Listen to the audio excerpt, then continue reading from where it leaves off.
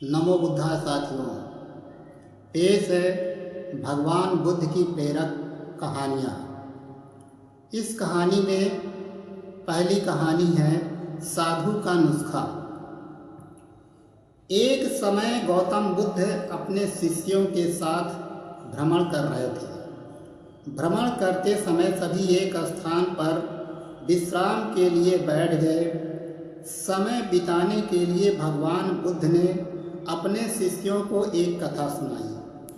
किसी नगर में एक व्यक्ति रहता था। उसने परदेश के साथ व्यापार किया। मेहनत फली, कमाई हुई और उसकी गिनती सेठों में होने लगी। महल जैसी हवेली बन गई। वैभव और बड़े परिवार के बीच उसका जीवन बड़े आनंद से बीतने लगा।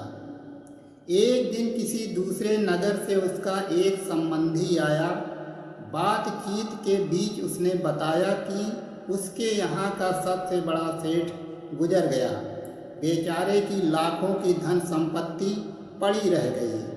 बात सहज भाव से कही गई थी, पर उस आदमी के मन को डगमगा गई। हाँ, उस सेठ की तरह एक दिन वह भी तो मर जाएगा। उसी क्षण से उसे बार बार मौत की याद सताने लगी। हाय, मौत आएगी, उसे ले जाएगी और सब कुछ यहीं छूट जाएगा। मारे चिंता के उसकी देह सूखने लगी। देखने वाले देखते कि उसे किसी चीज़ की कमी नहीं है। उस पर उसके भीतर का दुख ऐसा था कि किसी से कहा नहीं जा सकता था। धीरे धीरे वह बिस्तर पर पड़ गया। बहुत इलाज कराया गया, लेकिन उसका रोग कम होने के बजाय बढ़ता ही गया।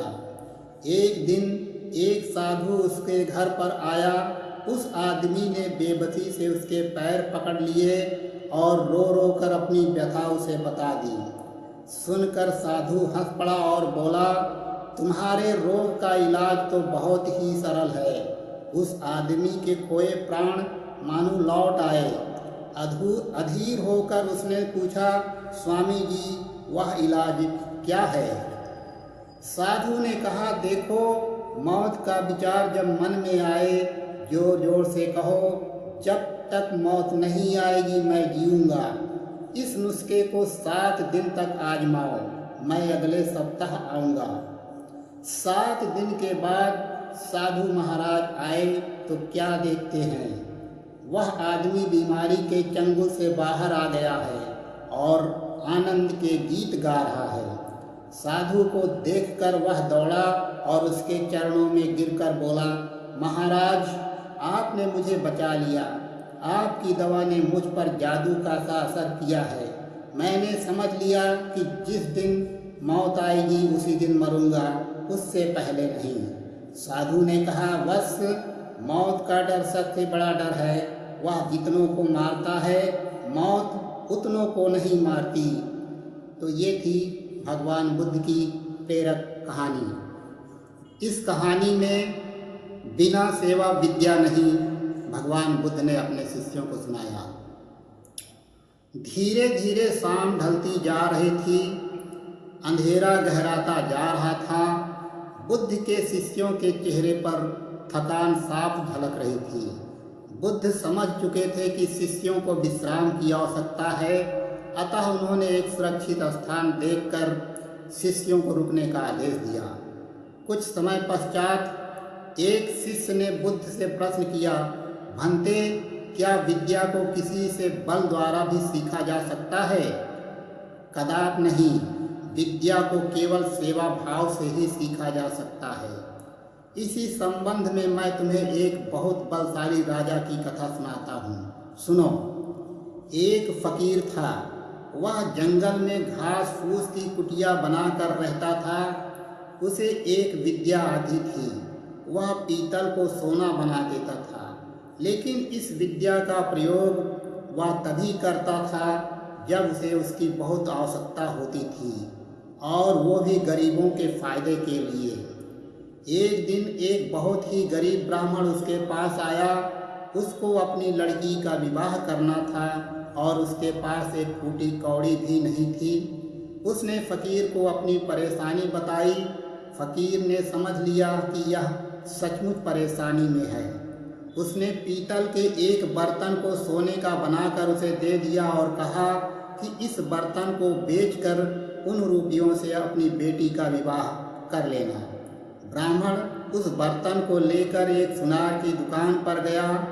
जब उसने सुनार को वह बर्तन दिखाया तो सुनार को संदेह हुआ, ऐसे फटे हाल आदमी के पास सोने का बर्तन हो ना हो, ये राजा का ही है।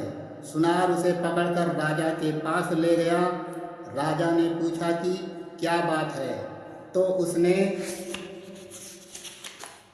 सारी बात सच बता दी। बात सुनकर राजा के मन में लालच आ गया। उसने सोचा फ़कीर को बुलाकर यह विद्या अवश्य सीखनी चाहिए। यह सोचकर उसने ब्राह्मण को तो छोड़ दिया, साथ ही अपने एक सिपाही से कहा कि जाओ और उस फ़कीर को पकड़ कर ले आओ। सिपाही गया और थोड़ी देर में ही फ़कीर को लेकर आ गया। राजा ने कहा, फ़कीर तुम पीतल को सोना बनाना जानते हो? फ़कीर बोला, जी हाँ। राजा ने कहा, यह विद्या हमें सिखा दो। फ़कीर निडरता से बोला, नहीं, मैं ऐसा नहीं कर सकता। जानते हो मैं कौन हूँ? राजा ने कड़क कर कहा। फ़कीर बोला, जानता हूँ, खूब अच्छी तरह से जानता हूँ। राजा को बहुत गुस्सा आया। उसने कहा, मैं तुम्हें 15 दिन का समय देता हूँ। अगर इस बीच तुमने मुझे विद्या सिखा दी तो ठीक, नहीं तो फांसी पर लटवा दूंगा। उसने फ़कीर को भेज दिया। वह रोज़ शाम को उसके पास एक सिपाही भेजता कि वो तैयार है या नहीं। फ़कीर का एक ही उत्तर, नहीं। ऐसी विद्या को राजा छोड़ना नहीं चाहता था। उसने देख लिया कि फ़कीर को डराने धमकाने से कोई नतीजा नहीं निकलेगा, तो उसने दूसरा उपाय सोचा। जब 7 दिन बाकी रह गए तो उसने अपना भेष बदला और फ़कीर के पास जाकर उसकी सेवा करने लगा। उसने फ़कीर की इतनी सेवा की कि फ़कीर खुश हो गया। फ़कीर ने पूछा, बोल तू क्या चाहता है? राजा ने कहा, मुझे आप वह विद्या सिखा दीजिए जिससे आप पीतल से सोना बना देते हैं। फ़कीर ने उसे विद्या सिखा दी और कहा, देख, इसका इस्तेमाल दीन दुखियों की भलाई के लिए ही करना। राजा अपने महल में आ गया। 15वें दिन उसने फ़कीर को बुलाया और कहा, बोलो, विद्या सिखाने को तैयार हो या नहीं? फ़कीर ने कहा, नहीं, मैं तुम्हें फांसी लगवा दूँ। ज़रूर। तब राजा ने गर्व से हंसकर कहा, जिस विद्या का तुम्हें इतना घमंड है उसे मैं जानता हूँ। इतना कहकर राजा ने एक पीतल के बर्तन को सोने का बनाकर दिखा दिया। फ़कीर ने कहा, राजन, तुमने यह विद्या किसी की सेवा करके सीखी है। विद्या कभी भी डराकर धमकाकर हासिल नहीं की जा सकती। सभी शिष्य कहानी का अर्थ समझ चुके थे। इसके पश्चात सभी ने एक साथ भोजन किया और विश्राम करने लगे। तो ये थी भगवान बुद्ध की कहानी।